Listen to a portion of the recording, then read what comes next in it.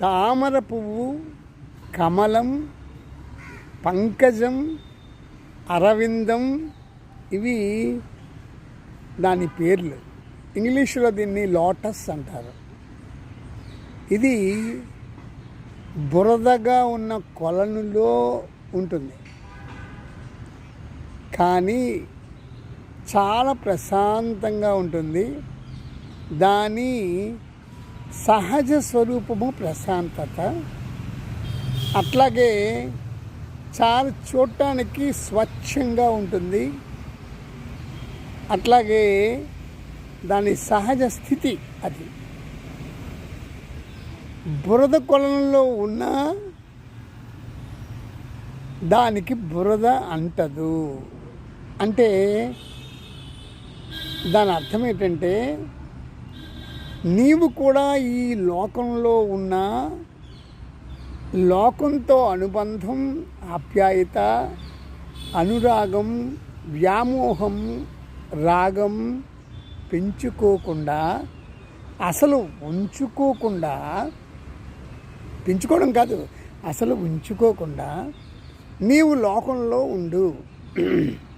అంతేగాని నీలోని లోకం పెట్టుకోకు, నీలోని లోకం ఉండేలాగా చూసుకోకు.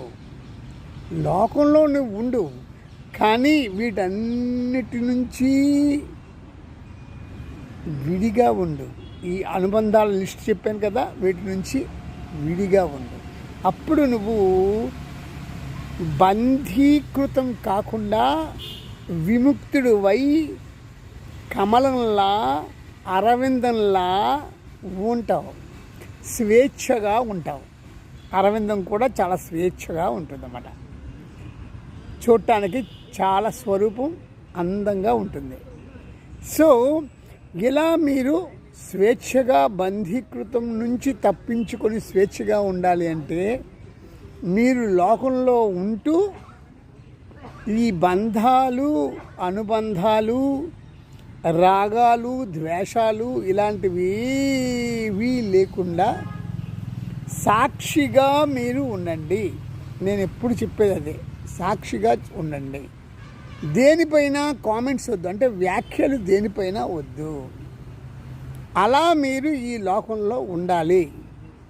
అందుకే జ్ఞాని లోకంలో ఉండగలడు, ఉంటాడు, కానీ జ్ఞానిలో లోకం ఉండదు.